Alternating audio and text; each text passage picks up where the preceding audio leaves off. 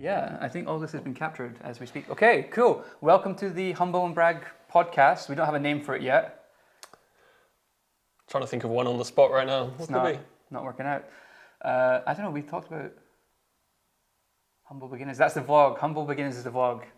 Anyway, we don't really know what the name of this podcast is. It'll probably be in your YouTube feed at some point. Welcome. The aim of this podcast is to talk about YouTube, really. It was my idea. The aim of the podcast is to talk about YouTube and how it can impact your business as an individual, as an enterprise, as an organization, maybe a charity. Who knows? Depends how it's going. That's a really bad cue to laugh on. But yeah, the idea is here it's going to free Sorry, I thought you meant we were a charity. No. Not helping charities. Not yet. Okay, yeah, no, that's good. Maybe we'll help charities. We're definitely, having a non-profit arm would be good. I think, helping non-profits maybe the odd pro would be bono piece of work. But yeah, I don't really have a script for this. So this is the first Humble and Brag podcast. I thought we'd just do it freeform. Mm-hmm. In reality, Ed and I are standing, I would describe it as intimately close. Like, I don't think I've ever stood this close to you. But in the video, you can see all this space here.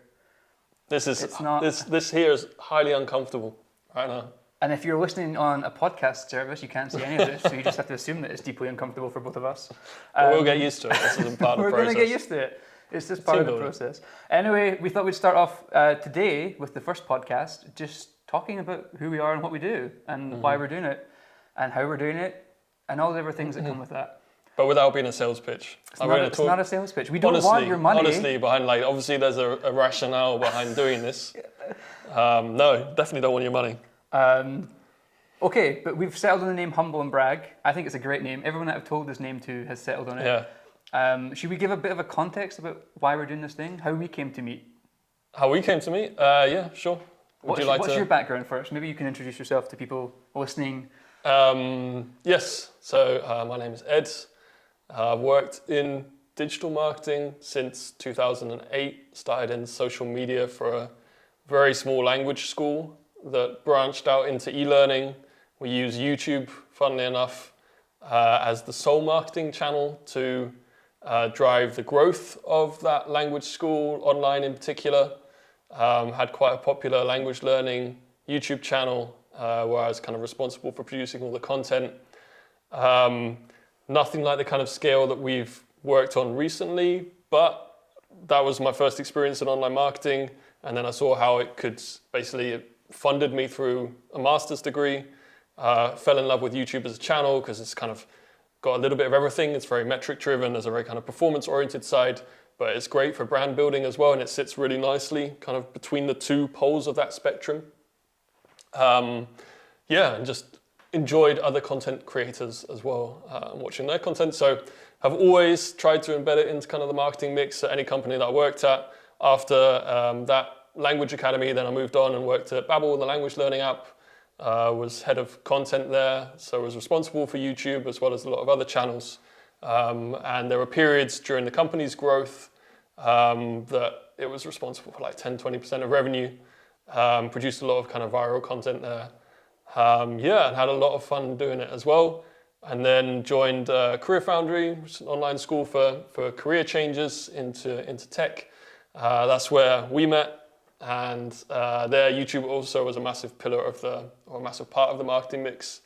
And was kind of looked up to certainly by all our competitors as something that they would like to emulate, which is always a nice feeling when they say things like that. So figured after to kind of tell the whole story after the successes at those previous companies, after hearing how other companies would love to have something similar. It's like, well, we know how to do it. Why don't we offer that to the other companies? Hopefully they'll pay us a bit of money for it. Hopefully we'll have fun whilst we're doing it. And hopefully we'll have this opportunity to create our own content as well, which will be good for you. You'll also enjoy it, and we can teach people how to do what we've done. So there will be more YouTube in the future. That was a great intro. Yeah. I kind of like that you spoke. My life story. You spoke directly to camera as well, which is breaking the first rule of podcasting. We can edit. Second take, but I'm going to second take, but it's like deeply like again, we're standing so close. It's actually kind of intimidating if you were to stay. So maybe this works for this. Smith and Jones. Do you remember that? No. No, we need a dark room, and then you just sit this close to one It's like another. some kind of Stasi interrogation technique. Right? Enough about the Stasi. My name's Calum. I'm talking to camera now as well. Out of, I guess, trying to balance. It's not a podcast anymore. It's not a podcast anymore. It's a straight The up, difference between straight up YouTube a video. podcast and a YouTube video is literally this. I feel, firstly, we've broken the first rule of podcasting. We don't have those nice Shure SM7B or whatever microphone. Maybe we can like superimpose these in the edit. Just have them. I think we've broken every rule of podcasting because we're just filming. This is the entire first thing, isn't it? one. No That's one's the going to be primary. that harsh. Anyway, my name's Calum. I worked in YouTube in some capacity for the last 5 years. Started off as a videographer at a design company in Berlin called AJ and Smart, and I scaled their YouTube channel to about 150,000 subscribers. Fast forward 2 years there, I then moved on to Career Foundry, where I worked and met Ed. I met Ed and then worked with him, and did kind of the same at CF. Career Foundry. So yeah. Far less of an illustrious past than yourself. I've only been in marketing for 5 years, but it has aged me somewhat horribly. You're only 17. I'm a Scottish 17 though, so it's, you add on like an extra 40 years for that. Cool. And as Ed said, yeah, we're kind of doing this thing partly because we're both so passionate about YouTube, and partly just because we want to do our own thing and work with cool companies doing interesting things with video and marketing, and really doubling down on that. And it's all one thing is also no one's going to tell us what to do with this content. This content. This content, this like, is we all- can do whatever we want. It's great. It's kind of we've unshackled ourselves from. Should we change the background color? We can change. We can do anything we want. We can change the lighting. We can do whatever. It's great. It's kind of we've got some Lego here just for a bit of a scene setting. It's kind of playful. That's what we're all about. Sounds kind of weird. God, this is just bombing as a podcast now. Anyway, I think the most value that we can give anyone still listening or viewing at this point is, firstly, if you're a business owner or a creator or someone that's looking to, I don't know, build an audience on YouTube, why is YouTube such an exciting platform for you? Why do you enjoy working with it? What is it about? What is that YouTube thing? I mean, for me, the basics are just the number of people that use it on a daily, weekly basis. They have like 2.5 billion people, almost the same number of people that use the internet will watch YouTube videos on a monthly basis. And there's some crazy numbers like 90% of people in the US will watch a YouTube video or be on YouTube at least once a week. So you basically reach pretty much your entire target audience on YouTube. It's entirely possible the same way as you do it on Google search or whatever with all your other marketing channels. But then you don't only reach them through, an article or a search ad. It's something a lot more deep and verbose with a video where you can actually build a bit of a connection and a relationship with people. They might obviously follow you. They might look forward to your next video. They might build a bit of an affinity for you. All those kind of things are possible through YouTube with all the kind of dynamics of Google search, all the discoverability of Google search. And it also has the added benefit that the growth is a kind of compound growth, that you release a video, and unlike, say, Instagram, you release a video and it kind of disappears from the feed after a couple of days. With YouTube, it just stays there and tends to kind of build and build and build over time. And so there's this nice idea that, in 2 years' time, if you've produced enough content, you could also just go on holiday and switch off for a while, and all of that system that you built is just working in the background. So I just think it's a really healthy channel from the dynamics of it. Because of what I mentioned before, of it kind of sitting between performance and brands. And also, it's not this kind of manic digital marketing world of having to produce new content and release it every single day, because Well, it depends where you it grows. Depends on what your boss demands, I guess. But it's possible to manage it in a slightly more humane way than a lot of other digital marketing channels. I think it's a great platform for that. I mean, some of the successes that we've seen with the work that we've done, I guess, primarily at Career Foundry, where you publish something and then 2 or 3 years later it's still driving business impact, and one of the top performing, if not several top performing videos are all published 2 or 3 years back. It's incredible, and it compounds. I use this analogy of, it's a little bit like kind of compound interest if you're interested in stocks and stuff. We're two white guys in a podcast, so that was going to come up at some point. But it's kind of true, right? You have like this kind of thing that you launch, and if you start it with enough quality and value in it, it just grows over time, and it definitely just snowballs. And you get videos that's 2 or 3 years after being published still get 2,000-3,000 views a week, which is incredible. Yeah, exactly. I mean, like, Career Foundry is the perfect example. You have a video about data analytics. Every time someone types in data analytics into YouTube, regardless of where they are in the world, there's a very, very good chance that that video is going to pop up in like the first 1, 2, 3 positions. Yeah. And that's been the case for like the last I've basically 3+ single-handedly dominated the UX space with both of my employers now. So if you're a UX company and you want to give us a call, you know, We know that domain intimately. We do. I mean, that's true though. Like if you go on Google and you type in something like UX design or what is data analytics, I can imagine viewers and listeners just doing that now just to see if it's true or not. Do it in an incognito window firstly for level the playing field, make it fair. But you will find YouTube videos. I think usually they come in the video tab 2 or 3 results down after the Google ads and such. And you can see that, and then you get the video schema where you can break down chapters. If you SEO optimize your chapters as well, you have a very good chance it can be incredibly impactful for SEO as well for your business, which is great. And maybe we can talk a little bit about this Humble and Brag thing that we're starting. Our idea is to take this knowledge and expertise into clients and people that we want to work with and want to work with us, and elevate their YouTube channels and video marketing. Yeah. Like if you kind of talk about the. So How am I going? Ed's awkwardly. No, it's too close. That's better. That's better. Okay. So like the origin, I guess, to summarize, is basically the idea that not enough companies are using YouTube, and it's a massively underused channel, and it's a massively underused channel because of the expertise that it requires in order to set it all up on the one hand, and that often doesn't exist within the company, and also the kind of equipment that you need, the budget that you need just to set up. So obviously you need like cameras and stuff like that. You need someone that can operate it, but then you also need someone on the strategy side that knows how to operate the channel. And we figured we've proven that it works at other companies, so we can bring that and offer that. And we can solve this problem that companies can't do that. But particularly or at least I'm passionate about those startups and scale ups, so those small companies where maybe it's just like 10, 20 people and they just have no hope of setting this up, or virtually no hope. And then maybe they go to an agency and they'll fleece and them. they just, exactly, which happens obviously. We don't want to fleece. We're more of a light shearing, a dusting of success. Yeah. Which next year there will be a beautiful new coat of voluminous wool revenue. I didn't think the phrase voluminous wool would feature in this podcast episode. No, stock shares in voluminous wool. I like that we've got it in there. No, I agreed. I think that's something that's really important, right? We offer this the aim is that we will offer this full stack content production service. So whether it's strategy, production, outsourcing the editing, all the kind of SEO optimization and the business impact and tracking that as well. A lot of companies, I think what you did at Career Foundry was incredible with the team, where we can then, from a specific YouTube release and the idea of that video, you can track that through your whole customer journey funnel, and you can see which YouTube video converted X amount of sales in the end, which is incredible. And bringing that all into HubSpot and things like that with UTMs, really, really snazzy.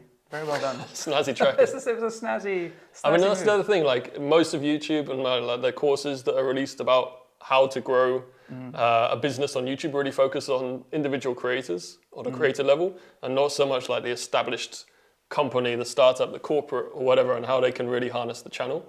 And I think for most of those companies, like particularly the established companies or like a data-driven startup, for example, then you need to be able to prove the return for any marketing channel. And it's just a bit more difficult to figure out how to do that for YouTube than for Meta ads or something like that. Yeah. And that like echoes throughout the entire team or the entire everything surrounding the channel, because like for Meta, then you have paid social managers, or like for Google, you have SEA or SEM managers, like specific professions basically that have been established now for like 20 years. And for YouTube, you have nothing like that. Like you fits like weirdly between teams and never gets really like the focus that it deserves.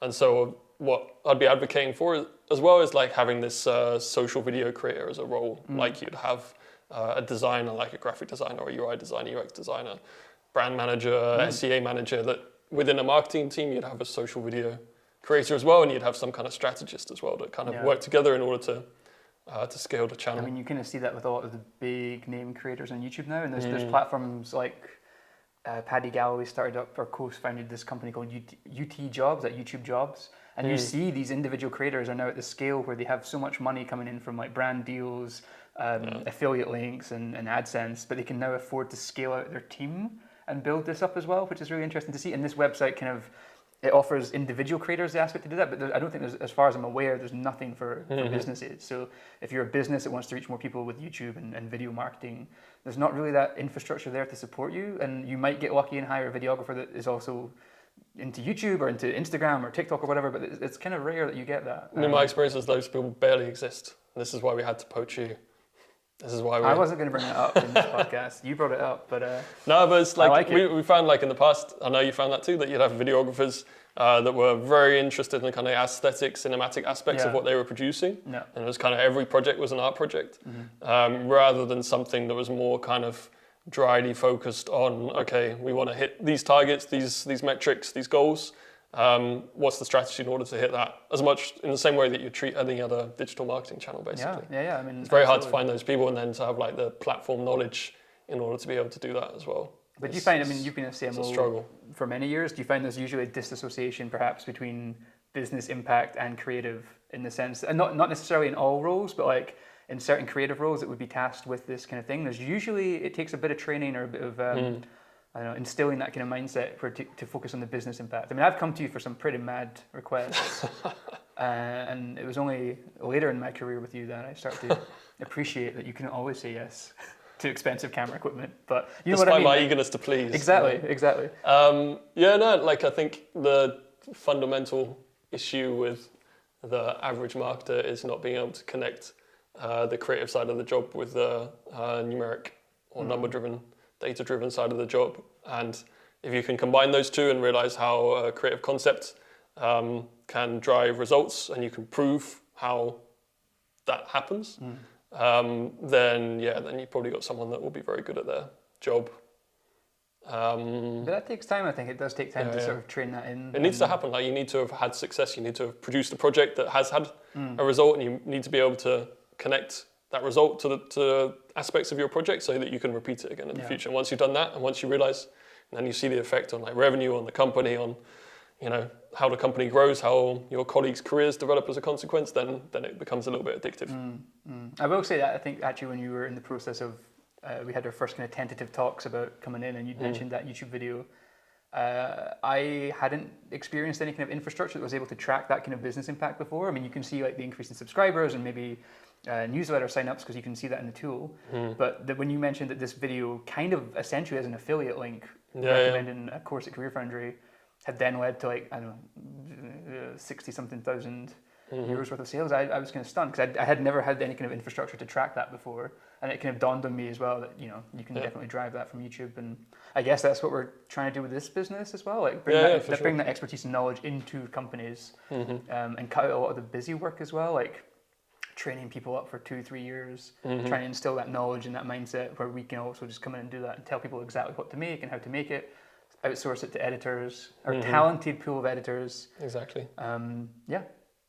Saves all the time, effort, and money. This has become a bit of a sales pitch for the first podcast, which it was not the intention. We just wanted to say hi and kind of introduce ourselves, which I feel like we've done. Is there anything you want to add? Maybe we can round up this episode of the podcast. But, no, I thought it's okay. I feel a bit more comfortable now. Yeah. The distance. On to number 2. The distance is still, I feel like you are edging away slightly. It's like a... Yeah, but like at least unconsciously. Consciously, I feel fine. Unconsciously, obviously, there's something at play. But this is just definitely, we should explore that in a deep later childhood episode. trauma. We should explore Which I prefer not to talk about on this podcast. That's fair. We should maybe wrap it up on that note with your deep childhood trauma. But yeah, thank you for watching. I hope you've enjoyed it. If you've enjoyed it and found any value in this, let us know where that value was in the comments, and like the video. That would help us out. If you're listening in a podcast setup with audio, then I don't really know how those work.